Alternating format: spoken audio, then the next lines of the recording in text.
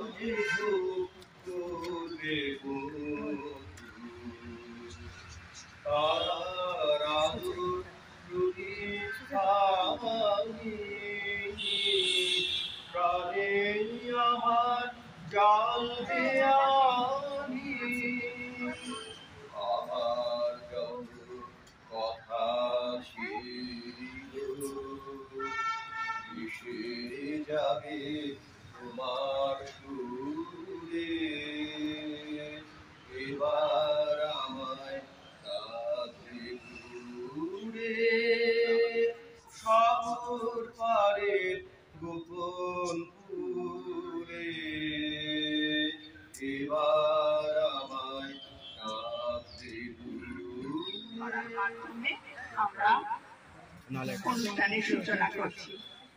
অনুষ্ঠানের সূচনা করবেন আমাদের মধ্যে আছেন কবি কৃষ্ণা বসা।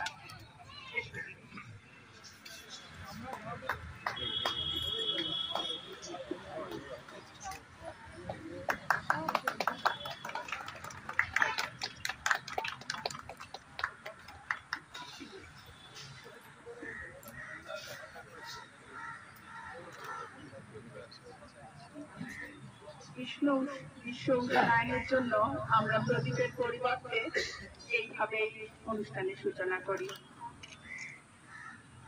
আবাহন দত্ত একটু আসবেন।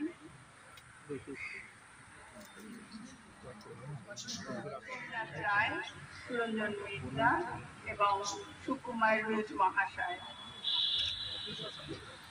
আবাহন দত্ত এবং অন্যদি ওরা আমাদের মধ্যে উপস্থিত আছে।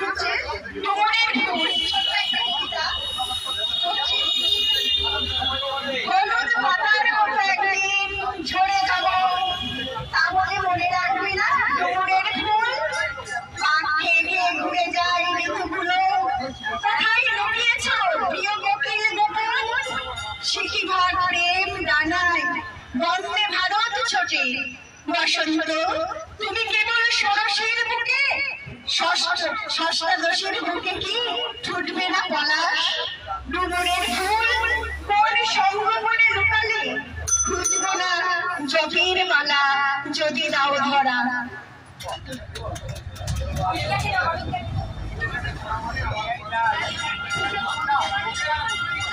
আমি অমিত গরু, প্রতিদ্বন্দ্বী।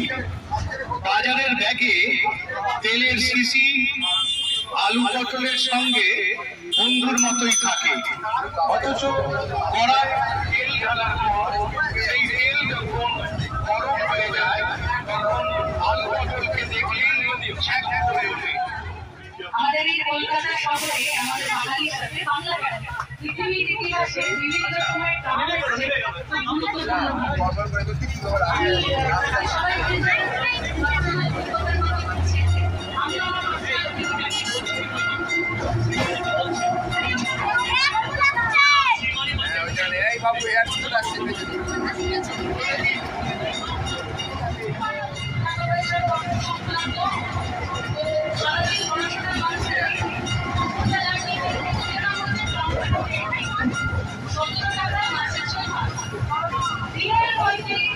আমার গ্রামবাড়ির যে বন্ধুরা আছে বাড়িঘররা আছে তাদের সাথে বসে দুপুরবেলা মধ্যাহ্ন ভোজ করেছি এবং তাদের ছোটখাটো দুঃখ দৈন্য যেমন জীবনযাপন সেই সব কিছু শেয়ার করেছি। তারপরে আজকে যখন বুঝতে পারি যে সেই সমস্ত করে বিপদ করতে আমরা হতে পারি না, আমাদের পরিবারের ভাষা কিন্তু